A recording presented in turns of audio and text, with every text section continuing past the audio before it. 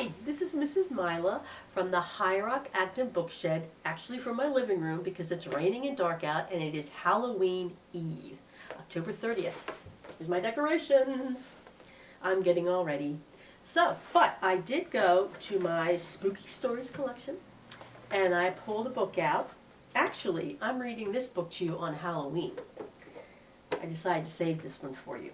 And this is a story, I'm caught here, from Rowley Jefferson's Awesome Friendly Spooky Stories by Jeff Kinney. And perhaps you may have read some of his other stories. Okay, so this is called The Changing. There once was a boy named Rowan, and Rowan was a happy child. He had two parents who loved him very much, and he had lots of toys to play with. Sometimes Rowan would bring his toys to school and play with them at recess, but he stopped doing that after he got bullied by some jerks for kicking his toys and told him to grow up, you baby. That's mean. That made Rowan sad because he thought playing with toys was the best thing about being a kid. But Rowan's classmates didn't feel the same way, and they were always trying to act older than they really were.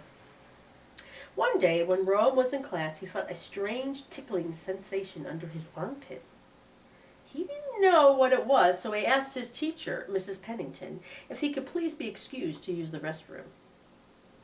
When Rowan got to the bathroom, he took off his shirt and was shocked to see a single hair growing from the center of his armpit. Rowan didn't know what to do, so he put his shirt back on and returned to class. And when he sat down, he felt like everyone in the classroom could tell something was different about him, even Mrs. Pennington. When the final bell rang, Rowan ran all the way home.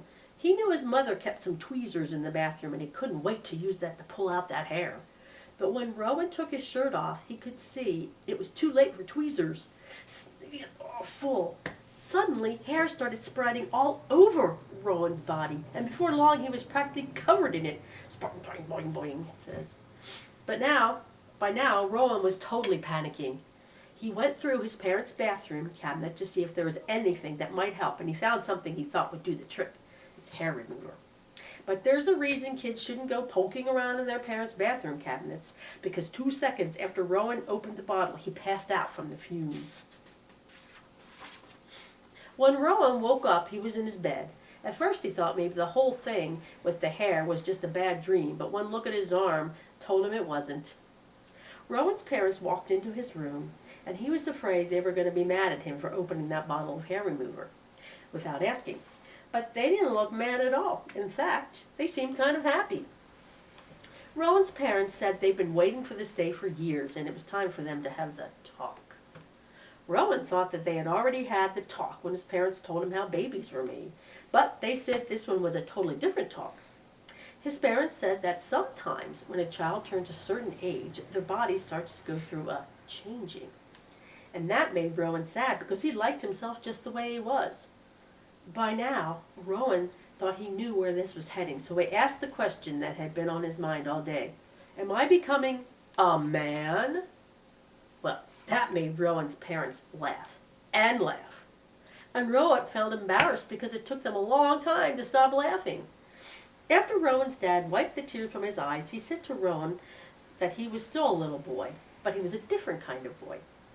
And when Rowan asked what he meant by that, his dad gave him some bad news. You're a werewolf, son.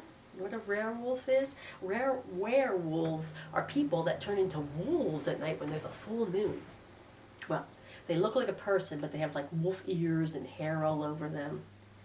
This was definitely not what Rowan wanted to hear. But when Rowan's mom saw the worried look on her son's face, she said this was a day to celebrate. Rowan's told him he came from a long line of werewolves. And suddenly, the pictures on the staircase wall made a lot more sense to Rowan. It has all these pictures of people with hair, and they look like wolves. Then Rowan's parents gave him some more bad news. They said they were both werewolves, too. Rowan started remembering clues growing up that should have told him his parents were werewolves. But I guess deep down he didn't want to admit the truth. Okay, it shows her mom shaving his dad's body. And And so the mom is howling at the moon, full moon. Then Rowan started crying. He said he just wanted to be a regular kid and have a normal life. But his parents said a werewolf could live a perfectly normal life as long as they kept on top of their grooming and hid who they really were from the rest of the world. Rowan didn't want to hide who he was, though. He had always been taught to be yourself, and that's what he planned to do. But Rowan's parents told him there are ignorant people in the world who don't like anyone who is different. And Rowan knew exactly the type of people his parents were talking about. Those bullies that were kicking his toys. Then Rowan asked his parents a question he wasn't sure he was ready to hear the answer to. But don't werewolves eat people? Rowan's parents looked a little uncomfortable and said that was a subject for another talk later on. But Rowan had a feeling he knew the answer to his question, so the next day he brought his toys with him to recess.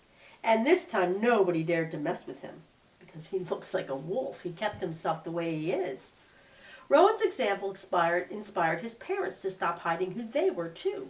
And from that day on, Rowan and his family lived as their true selves, and everyone else just had to deal with it. So they're running around with hair all over them, howling at the moon.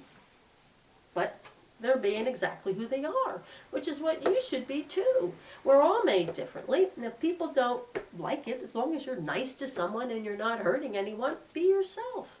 But I also want you to have a good Halloween and be safe out there and enjoy everything that you get, especially all the candy. And hide them from your parents because they'll eat it. Don't let them lie to you. They will.